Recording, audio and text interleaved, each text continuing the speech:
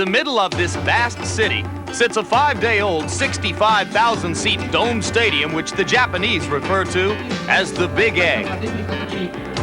And now we are live in Korakuen Stadium in Tokyo, Japan, as HBO Sports presents World Championship Boxing.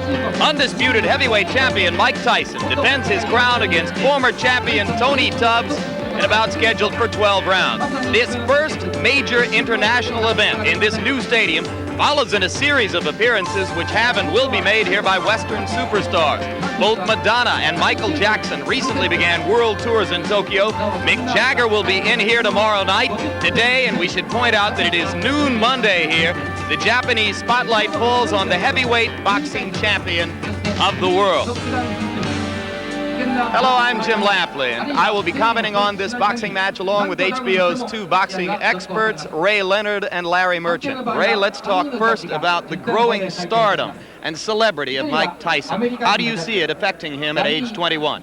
Well, Jim, I think it depends on the personalities. For me, I enjoy the adulations and the accolades from the fans and supporters. But the way I perceive Mike Tyson, he's a guy that doesn't particularly care for the attention. It won't get to him because he's a young man, very determined young man, that is able to shut the world out because when he fights, he's always on a mission.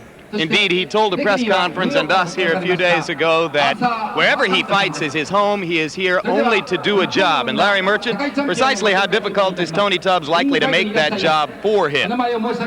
Jim, I'd like to say that he has a slim chance of winning, but that would be anatomically inaccurate.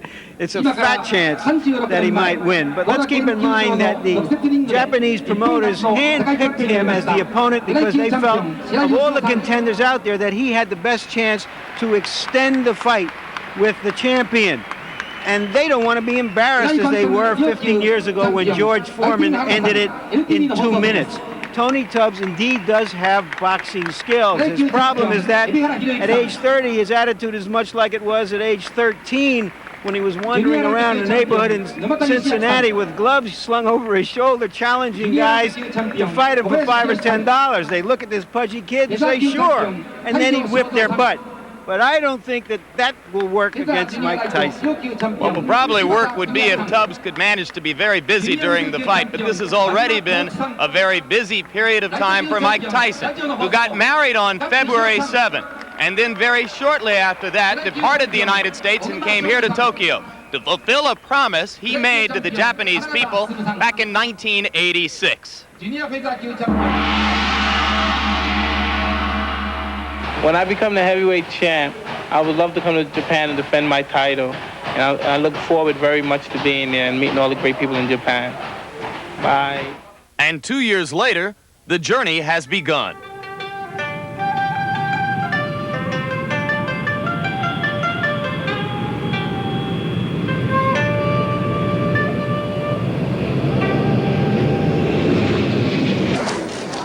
Not since George Foreman KO'd Joe Roman in 1973 has a World Heavyweight Championship fight taken place in Tokyo.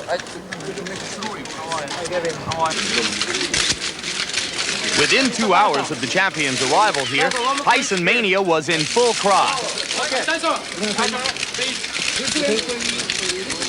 So I really would like thank you graciously to invite me to your country, and I look forward to giving you a good show. Immediately, the realization that the experiences of this fight would be like none other before it. No one speaks English. In the days that followed, millions of Japanese seemed totally mesmerized by the American champs. It was as if Godzilla, the movie monster of the 1950s, had returned to Tokyo.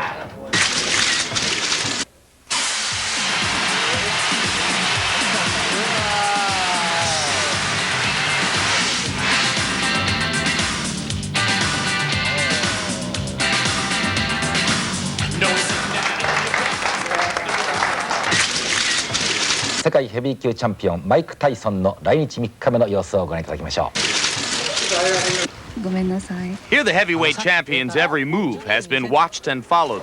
Even at 4 o'clock in the morning, photographers waited for the chase for one more picture opportunity. It's scary. I don't mind being the champ of the world.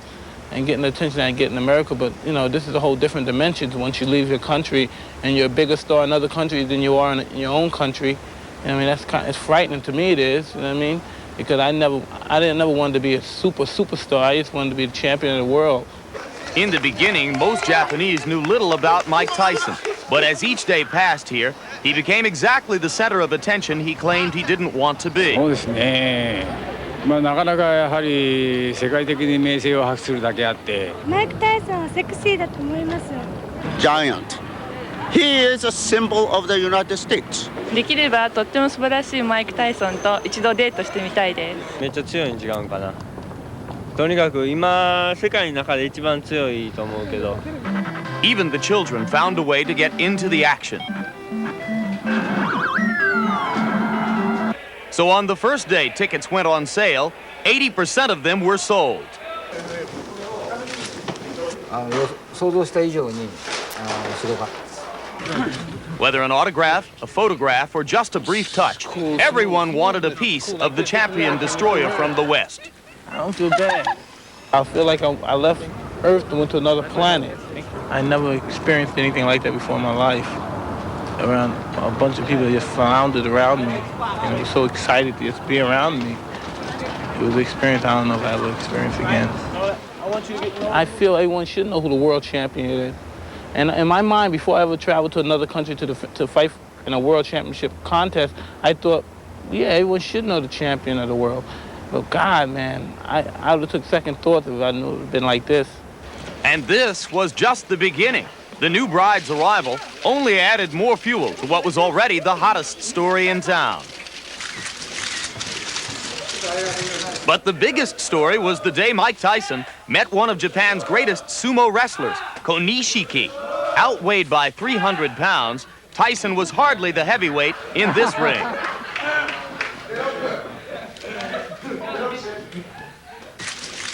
Nor could he imagine how he might become heavier from the sumo's customary meal. How can you get big with this? I eat stuff like this. Training. I eat things like this when I'm on my diet. Yeah. In a matter of days, Mike Tyson captured the hearts of millions. As celebrity to some, as temporary inspiration to others, his journey had just begun.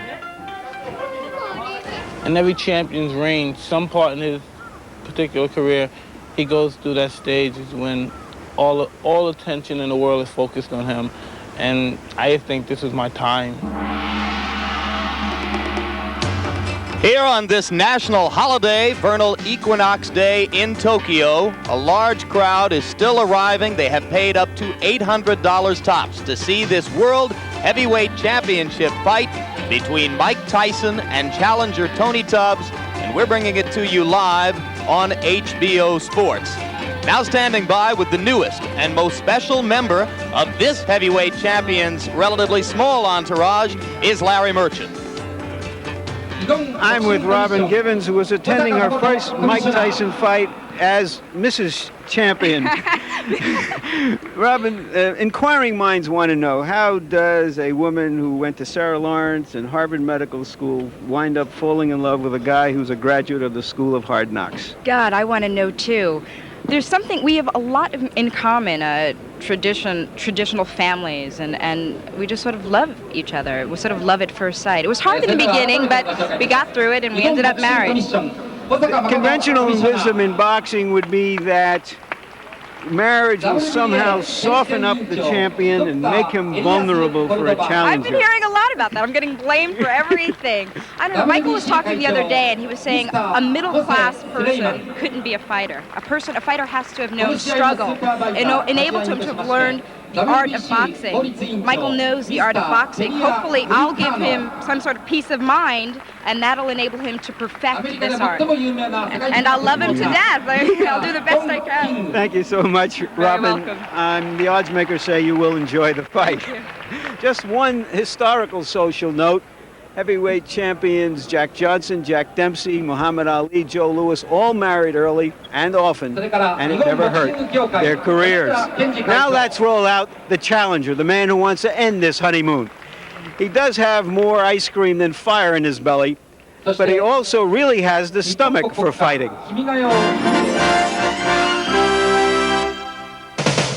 In America, a well-conditioned body is one of the most eagerly sought aesthetic ideals of the 1980s. Everywhere we look, we are reminded of it. Experts tell us how to lose weight, how to tone up, how to exercise, what to eat. Most of us suspect we're only a book away from looking marvelous.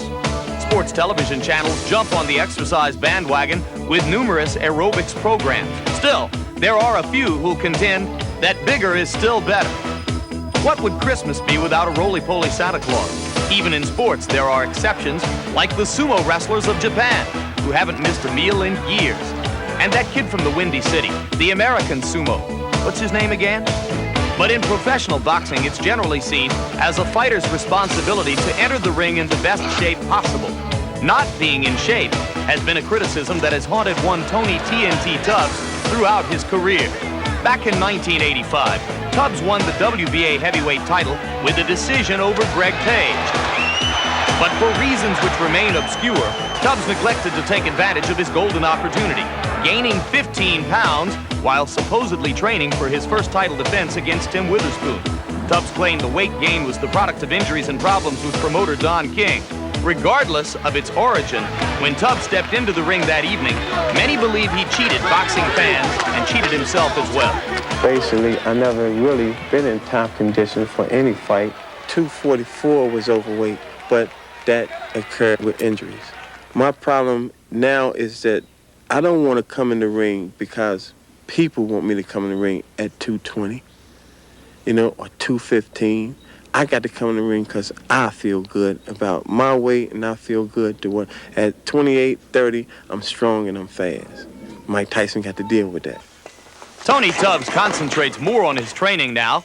He wants to avoid the mistake of again failing to realize just how much is at stake in this business. If fighters aren't motivated to get into shape by pride, the rest of us would like to believe they should be motivated by the chance to make millions. 7 years ago, when Tubbs turned professional, he weighed in at 212 pounds. But by his 15th fight, he was already up to 224. And 4 fights later, he tipped the scales at 239. 1 more win, 4 more pounds. Then for his next 2 fights, he got himself into the best shape of his career. Against Bone Crusher Smith, he weighed in at 228. And then against Page, 229, which he considers his best fighting weight. Then lightning struck again when he defended his title. He ballooned to 244 and lost the championship belt. But Tubbs received a second chance when Witherspoon was ruled to have run afoul of a drug test and a rematch was ordered. Controversy followed again when Tubbs, less than a week in advance of the fight, requested it be postponed due to a shoulder problem. The injury was confirmed by independent examination, though skepticism lingered. Now Tony Tubbs is back in training with a new purpose. Even before this bout with the gym began, he was working on shedding weight with the help of former bodybuilding champ Lou Ferrigno. And most recently, he's been given even more incentive by the alleged $50,000 bonus to come in under 235 pounds. I know physically I'm in shape. 230 is my weight. 229, 220 is a plus. But I'll be 230 and hard. Physically, you'll be seeing the new Tony Tubbs. When I step in the ring, everyone say, wow, look at that cat. And the thing about it, once I start putting the moves down on Mike Tyson, I won't change. You know what? This fight might not be hard as y'all think it's going to be, because Mike Tyson is only good for what he can hit. For Tony Tubbs, a chance for redemption is near, but there are new stakes. If he fails to enter the ring with his mind and body 100% prepared for Mike Tyson, this time it could be hazardous to his health. I know right now that I am one of the best heavyweights in the world. I can box better than any of them, and I ain't taking no back seats to none of them. I'm not even taking a back seat to Mike Tyson. Through the perilous fight, o'er the ramparts we watched, were so gallantly streaming, and the rocket's red glare, the bombs bursting in air, gave proof through the night that our flag was still there. Oh, say does that star-spangled banner yet wave o'er the land of the free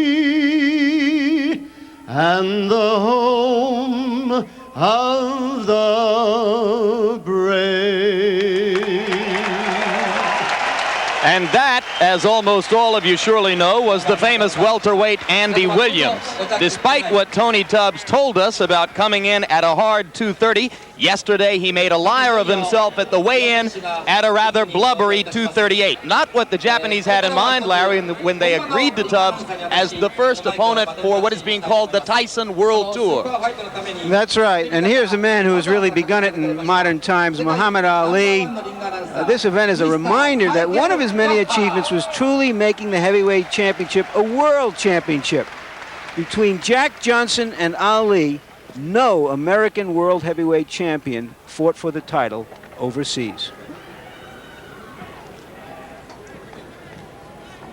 So now Tyson begins the world tour in Tokyo, and in moments we expect the challenger, Tony Tubbs, will exit his dressing room and begin to make his way toward the ring. He weighed 228 and 229 in his title fights against Page and Witherspoon, 238 and a quarter yesterday. Very quickly now, Ray Leonard's inside tips on what each fighter must do to win the fight. It's no big secret, Jim, that Tony Tubbs would definitely have to jab and move in order to keep Tyson off balance. I think weight becomes a factor here because it somewhat stabilizes him, because the excess weight, he becomes a stationary target. He mentioned to me yesterday that he's willing to exchange punches, which could be a big mistake. Hand speed, exceptionally quick hands for a heavyweight. And I think that could frustrate Mike Tyson if he should do that. But he has a tendency to become stationary, and in doing so, we're talking problems. Here, Mike Tyson, a notorious body puncher, works his opponent's body, slows him down, and he's starting to use his jab a lot more, which gets him inside, and he's able to deliver punches. He has a mistake that he needs to correct, and that's lunging in with punches. Because what happens, Jim, a lot of times a guy's able to counter his shots. But if Mike Tyson hurt you, no question about it, he's in there to finish you off. One man he would like to finish off today, Tony Tubbs. And there is Tony Tubbs standing behind his trainer, Odell Hadley. Hadley is the man to the left of your screen. Tubbs' management situation and his training situation has changed constantly from year to year and in recent months. And Ray Leonard, we must ask, what should we think of a man who does not have the responsibility to himself or to fight fans to enter the ring for a heavyweight championship fight in the best possible condition? Well, not just entering the ring against Mike Tyson doesn't make sense to me. You have to be in the best shape possible to compete or contend with Mike Tyson. And for some reason, I don't understand Tubbs' conditioning. Yeah, but the other side of it is that if Tony Tubbs came into the ring in shape, he'd be some other fighter. He wouldn't be Tony Tubbs. He'd probably be a nervous wreck trying to get down to weight. That's just not who he is. As we look at the tail of the tape, you will see that Tubbs weighs 238 and a quarter and enjoys the reach and height advantages over Tyson that virtually every heavyweight who ever faces Mike Tyson will enjoy. Tyson weighed in at a relatively trim 216 and a quarter. He is almost always, Ray, in immaculate condition, and once again here that appears to be the case. You can expect the first round. There is no such thing as feeling out process to Mike Tyson. He jumps right on his opponents and try to take their heart. We have to see whether or not that's going to happen today. And millions of boxing fans watching around the world, welcome to the fabulous stadium known as the Big A. And here is our punch stat profile of the fighters, how many punches they throw. They throw roughly the same amount of punches. The difference is that Tyson throws many more hard punches and lands a very high percentage of them. And the jabs, you see that Mike Tyson does throw a decent amount of jabs. Tubbs can throw a lot of jabs, although he has told us that you cannot hold Mike Tyson off with a jab. Don't look for too many of them in this fight, he says. Rules have been worked out between the WBA and the WBC. For technical reasons, which we'll explain in a moment, the IBF is not involved in rules discussion here. The 3 knockdown rule has been waived for this fight. Scoring will be done by 3 judges on the 10-point must system. A fighter can be saved by the bell in the last round only.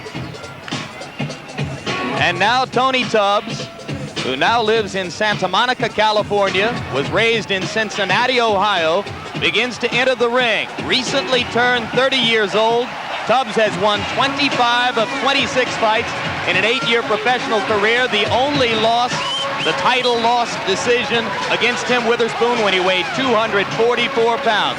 He has twice been as far as 15 rounds. And he weighs 238.25 today after claiming to us 2 days ago that he would step on the scales at 232. Well, he's talked the talk, and now it's time to walk the walk. Incidentally, he's getting about 1/10 of the purse of Mike Tyson. He's getting $9 million.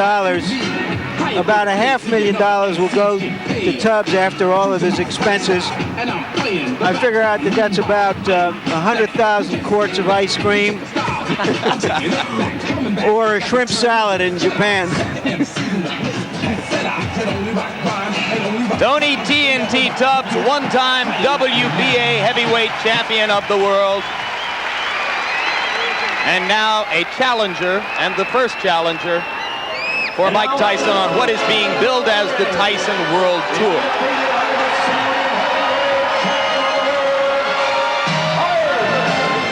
There is a syndrome evolving here in Japan, which is described by a new term in the Japanese language. It is called gaitare. It refers to foreign celebrities who are brought here by the overwhelming economic power of the yen currency as opposed to other world currencies. Now joining Madonna, Michael Jackson, and Mick Jagger as gaitare is Mike Tyson. And the interesting thing here is we were led to believe that the Japanese fans would view this more as a show, and that they sit on their hands a lot. But they are truly as excited as people led us to believe they were underneath their impassive masks.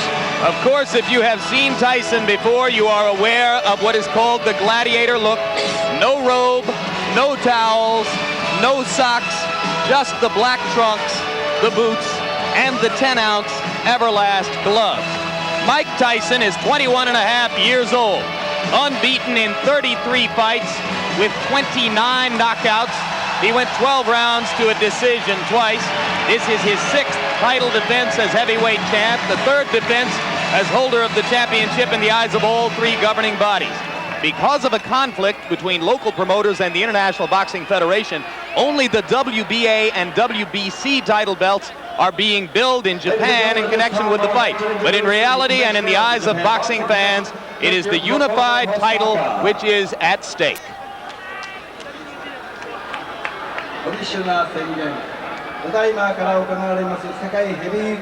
And right now, let's go up to our ring announcer, Michael Buffer, whom the Japanese promoters have flown over from Philadelphia in the United States. Michael Buffer will deliver the pre-fight introductions.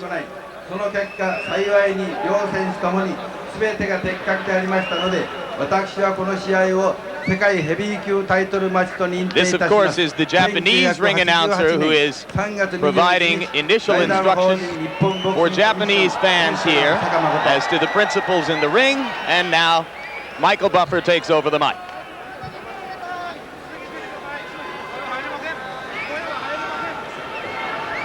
And now, ladies and gentlemen, konnichiwa. Good afternoon. This championship bout is a presentation of Taking Boxing Promotions, President Akiko Honda. It is sanctioned by the Japan Boxing Commission, Commissioner Makoto Hosaka, and the World Boxing Council, President Jose Suleiman. The World Boxing Association is represented by Championship Committee Chairman Dr. Elias M. Cordova Jr. The ringside supervisor is Gabriel Peña Garicano. He's the WBC General Counsel. The 3 judges are Larry Rosadilla of the United States, Masakutsu Uchida of Japan, and Ken Morita of Japan. And working for the 78th time in a world title bout is the referee Arthur Mercanti of the United States. And now, ladies and gentlemen, to all the millions and millions of boxing fans watching around the world, welcome to the Tokyo Dome, the Big Egg, right here in one of the greatest cities in the world, Tokyo, Japan. I would like to introduce in this ring in the ring at this time, a man known as one of the premier promoters in the world of boxing, Mr. Don King. And now, ladies and gentlemen, let's get ready to rumble! 12 rounds for the heavyweight championship of the world! Introducing first, fighting out of the blue corner. He's wearing his boxing trunks and weighing 238 1/4 pounds with a professional record of 24 victories, 15 by knockout, and only 1 defeat. From Cincinnati, Ohio, he is the second-ranked heavyweight in the world and a former heavyweight champion. Ladies and gentlemen, the challenger, Tony TNT Khan.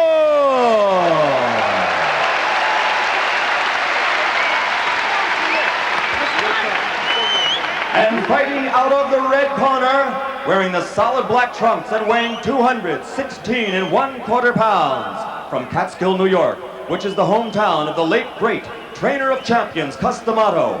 He brings a professional record of 33 victories without a loss, 29 KOs, including 25 KOs in 5 rounds or less, and 15 in the first round alone. Ladies and gentlemen, presenting the undisputed, the undefeated heavyweight champion of the world, Iron Mike Tyson!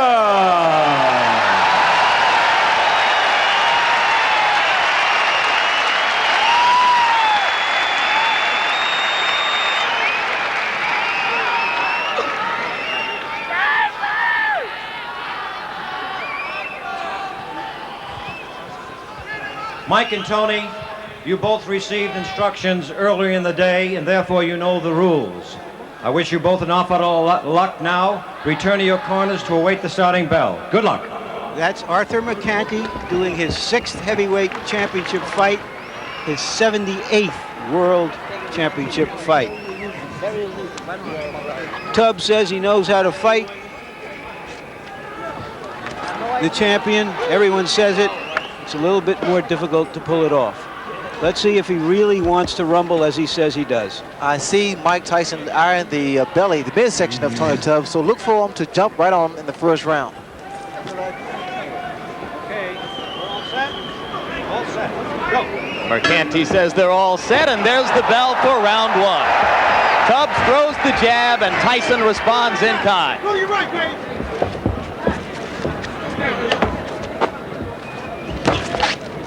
A lot of fighters find it difficult to set Mike Tyson up because Mike now gives a lot of head movement.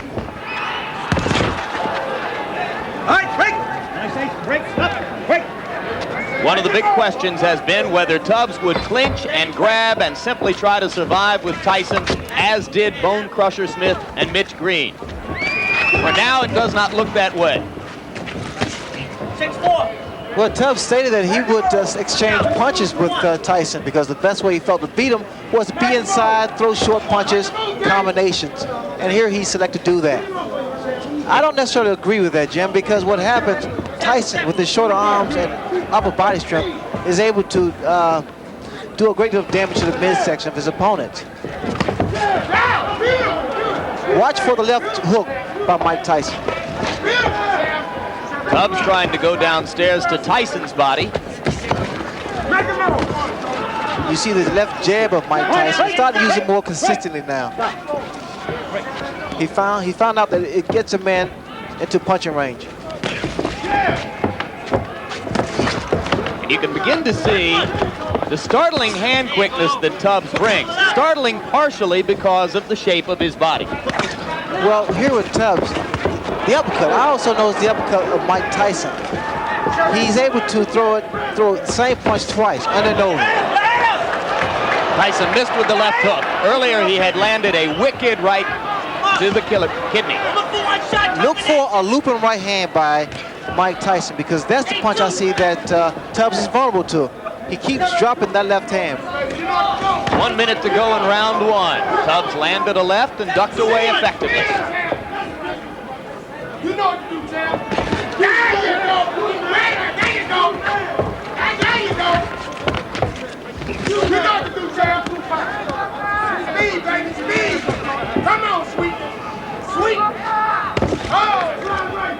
What Tubbs needs to be doing now, he needs to throw 2 and 3 jabs to kind of break the rhythm of Mike. Because what's happening, Tyson started to set up. You need to break that rhythm with a jab. Tubbs throwing the uppercut. A lot of people think he will have to be effective with that punch because Tyson comes in constantly. Well, Tyson also lunged him with an overhand right there, and that's one of the mistakes he makes. 10 seconds to go in round 1.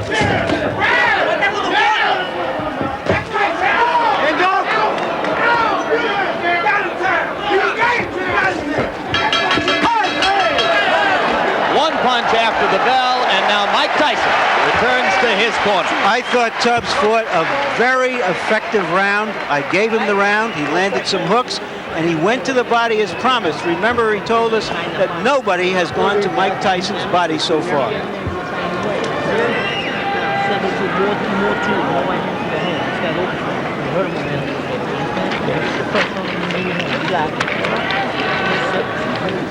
The voice is that of trainer Kevin Rooney. Oh, you got it? 6 and 1, half dozen the other.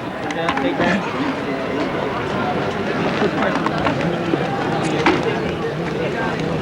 Keep moving to right. If I make a move forward, move to the right. I'm cutting to that body by moving that foot. You hit him with the right hand to the chin. Just relax. Second down. Second down. Okay, good. Second down. Round 2.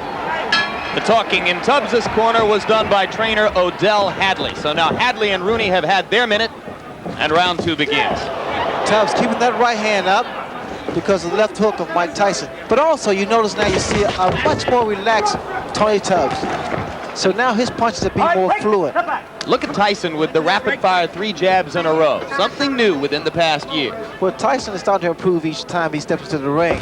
But what I see here in Tubbs is pretty much trying to get range so he can drop his right hand, because in his corner they told him to drop the right hand. The left hook lands, but he needs to come back with the right hand.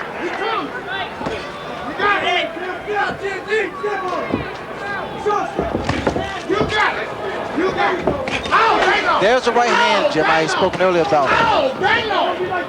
You must give Tyson angles. You can't remain stationary.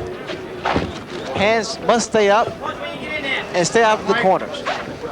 But indeed, Tony acknowledged in talking with us, Ray, that you couldn't finesse Tyson completely. You have to be willing, as he said, to fight him. Well, you saw that double punch with one hand, sort of a bolo type punch. And those are the type of punches do a great deal of damage because the body shot, then the uppercut. Raises the chin up, and then the left hook comes into play. Good uppercut by Tubbs inside. Snap Tyson back a little.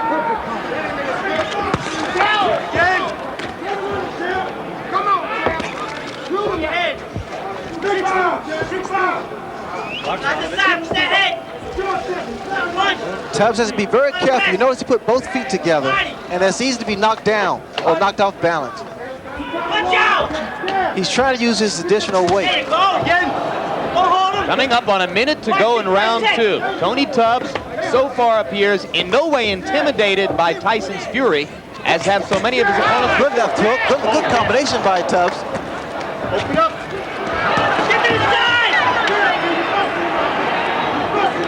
You know, Tubbs just trying to gain respect, and I think he's done that.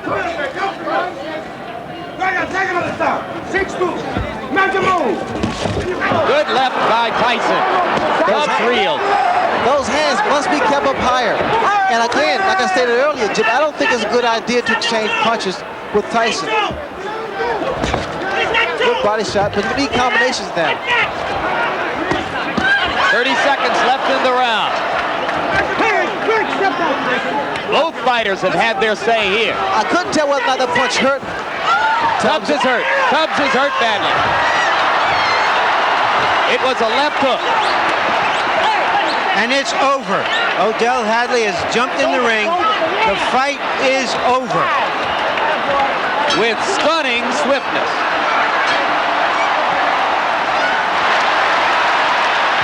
And the fans are enjoying. They're showing their appreciation here.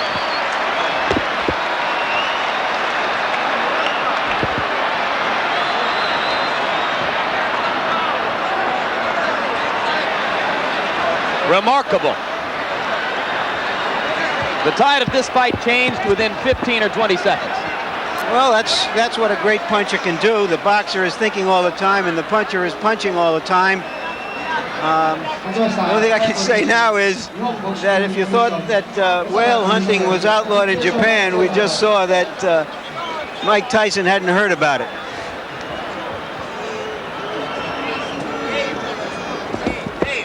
And Ray Leonard, let's take a look back at the left hands which did the damage. Well, Tyson now starting to find his range. That left hook there pretty much spoke for itself. It's self-explanatory because it was a short and powerful left hook that put Tony Tubbs down. And here Mike's still showing that he is a good finisher. Tubbs had already been reeling a bit before that point as the result of a short right against the ropes.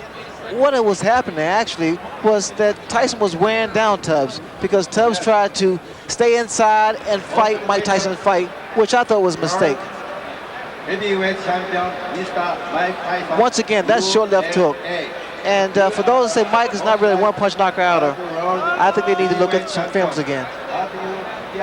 Mike has enormous strength and great upper body power. Early now in round two. That was the punch against the ropes that really started things off. I said a right, it was in fact a left right on the forehead. But if you can appreciate the power of Mike Tyson because that punch hit him on the temple, and it wasn't really a 6-inch punch, it was shorter than that.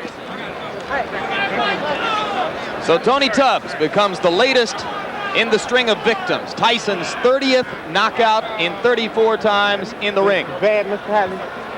And the Japanese, who were so disappointed 15 years ago by George Foreman's one-round knockout of Joe Roman, got about 2.5 minutes more this time.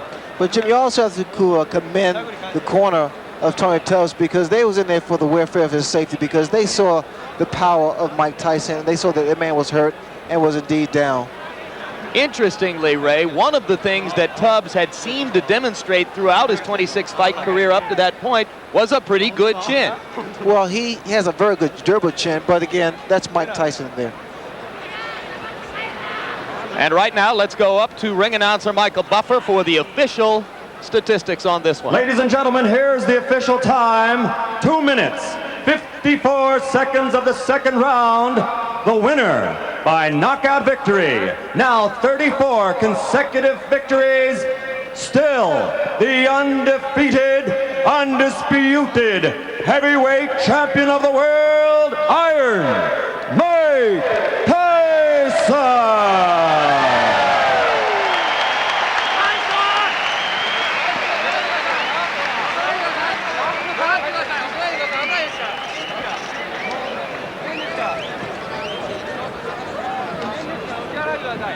Well, Ray Leonard, Tony Tubbs himself, as it turns out, said it best in a press conference a few days ago when, in sarcasm, he said to the audience, "I'm the tune-up, the big fight is in June." As it turns out, he was exactly right. He was the tune-up, the big fight is in June. What did Michael Spinks see today that he will have to worry about on June 27?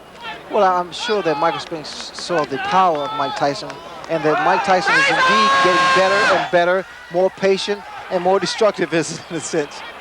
And right now, that young man is with Larry Merchant, so let's go straight up to the ring. All right, Mike Tyson, it seemed that Tony Tubbs went right at you and tested you, and you were a little bit too strong from him, but he was effective until you hurt him. Well, he was effective because I planned it that way. I was looking for the opening because I planned for him to run, and then when I saw he came such a easy target to hit, I was just planning and planning. And he had his hands up very high. I was surprised that he had his hands up so high. And so I started hitting to the body and bringing it up in the middle. And then as soon as he brought his hands down, I saw his eyes and I aimed right for his eyes. He said that nobody had ever gone to your body before and he wanted to try you there. He did hit you a few blows there.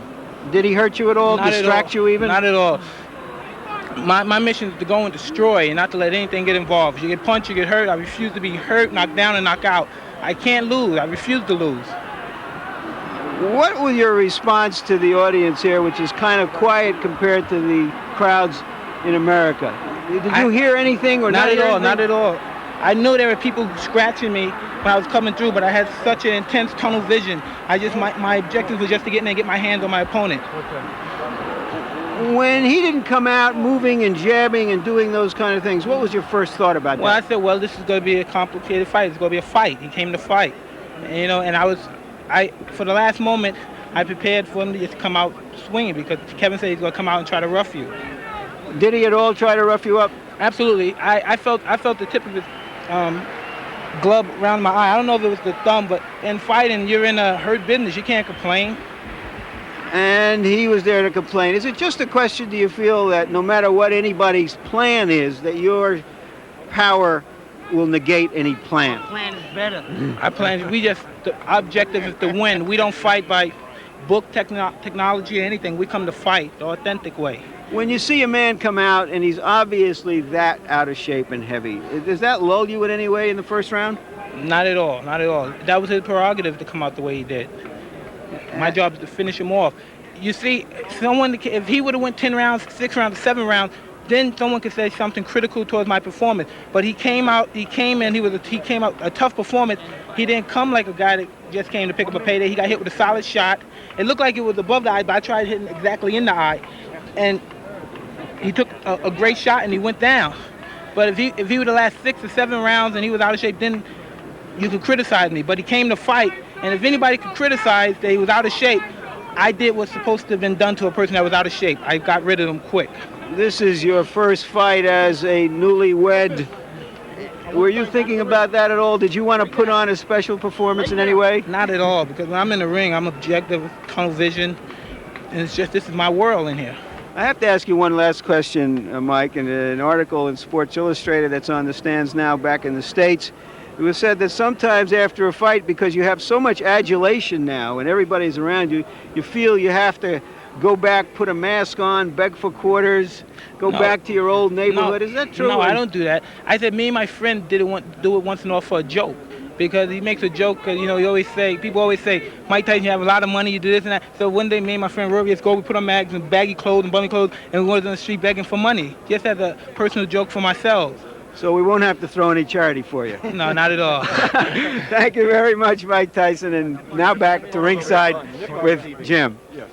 All right, Larry, thank you very much. And one brief personal note, you saw behind Mike's shoulder there his co-manager, Bill Caton. For the first time since Mike's been fighting as a professional, the other co-manager, Jim Jacobs, has not been able to make this trip. He's back in a hospital room in New York recovering from an illness, and we would all like to offer our personal best wishes to Jim and wish him a speedy recovery and look forward to seeing him in Atlantic City on June 27. Ray, we heard the essence of Mike Tyson's ring intelligence there. This is a fight. You make no excuses. You come to destroy your opponent. Right now we'll look back at round 2, and you tell us exactly how he did it. Well, there's no question about it, Jim, that Mike Tyson is always on a mission when he's in the ring.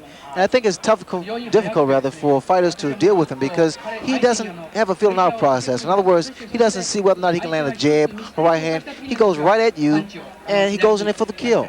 And we're going to take a look back now at the entire second round, Ray, from the handheld camera angle, which will give you a feel of what it looked like to us from ringside. Remember that Larry Merchant himself commented that he thought Tubbs fought a very effective first round, and in fact scored the first round for Tubbs. I thought it was pretty close to even, but certainly I thought Tubbs had given an impressive account of himself in round 1. The first round, that's the way you fight Mike Tyson, or compete with Mike Tyson, rather, because you have to give him angles, jab. You see the jab, how effective it is, movement, never a stationary target, because what happens here, when you become stationary, Mike Tyson works your body, he brings your hands down, and then he goes for the kill. I thought the first round was a pretty good round for Tubbs, although I would have preferred to see a lot more movement, a lot more left jabs thrown. Do you think that fatigue was becoming a factor this early in the fight for Tony?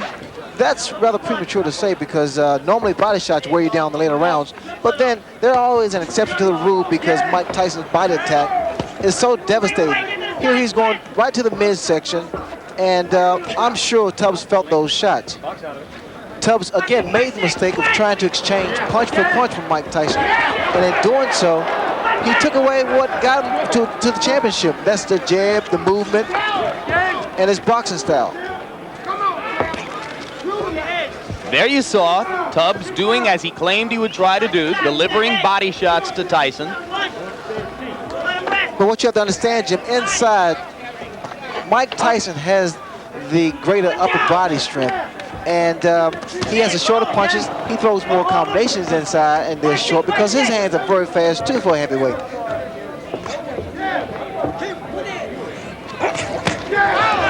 There was a good short left inside by Tubbs.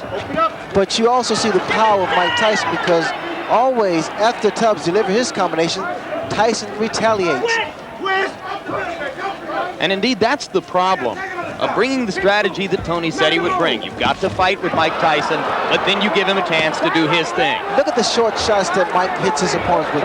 Good short left hooks to the head, right hooks to the head, and then he delivers that crunching body shots. Not a lot of movement from Tubbs, although Tubbs now is trying to get some respect from Mike Tyson. I love that combination there with the same punch, same hand. The right to the body and an uppercut, right uppercut. Here, I see that Tubbs is wobbly, and he's ready to go here. So Tubbs winds up as a bug, a fat bug on the windshield of Mike Tyson's career. And indeed, Larry, as time goes on, we are likely to have opportunity after opportunity to continue to place Tyson in historical perspective and into proper perspective in the modern boxing scene. Your thoughts on what you saw him do with Tony Tubbs today? Well, I think it just basically it confirms the fact that while he may not yet be classified as a great heavyweight champion, that he's certainly the most precocious young heavyweight that there ever was in boxing. He's still younger than any other person has ever become the heavyweight champion, and yet he's not yet 22 years old. I imagine he's going to be awfully good for the balance of payments in America as he excuse me, travels around the world, because people around the world do want to see this American phenomenon. And of course, all of that, Larry, presumes that he can get by Michael Spinks on June 27. Did you see anything here which alters your perspective on the Spinks bout? Well, the only thing I've seen here that would affect the Spinks fight would be that Michael Spinks knows, if he ever had any idea of staying inside with this guy, that he's got to just stay away from him and hope to frustrate him and make him a little wild and crazy and tentative, and then jump in as he is wont to do. I have great respect for Michael Spinks as a fighter, but against somebody who is as young and strong and especially as fast with his hands, with his feet, and even with his mind. He adjusts with his mind. Not many 21-year-old fighters can do that. I don't see any hope for Michael Spinks or anybody else out there that we know of at this point. That's a pretty strong statement. Larry has just said that he sees no hope for Michael Spinks, who is an undefeated fighter, who once held a legitimate heavyweight championship of the world in the eyes of one of the three governing bodies, who is still seen by some as a people's champion because he twice defeated Larry Holmes. Where do you stand on the Spinks versus Tyson question at this moment, Ray? Well, I think that Michael Spinks will have to be innovative in order to defeat Mike Tyson. Naturally, watching his performance tonight reassures him that it's not a good idea to stand inside with Mike Tyson.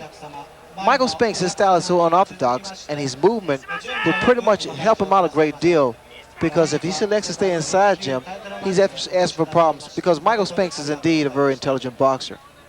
All right, just to sum up, and with thanks to Ray and Larry, what you have seen today was 21-and-a-half-year-old heavyweight champion Mike Tyson earning about $9 or $10 million for just under 6 minutes worth of work in the ring, the product of the continuing development process, which was begun by a great fight trainer named Cus D'Amato, which continues now under Kevin Rooney, under the management of two men named Bill Caton and Jim Jacobs, and the prospect continues to exist that we will watch this heavyweight champion fight all around the world against all kinds of opponents. Stay tuned immediately following this World Championship Boxing telecast for a special presentation of The Hitchhiker, Special Ingredient, followed by A Nightmare on Elm Street 3, Dream Warrior. Those are on the East Coast and in the central regions. Jumpin' Jack Flash on the West Coast and in the mountain areas. All of those shows will be seen in their entirety. Be sure to join us for our next World Championship Boxing telecast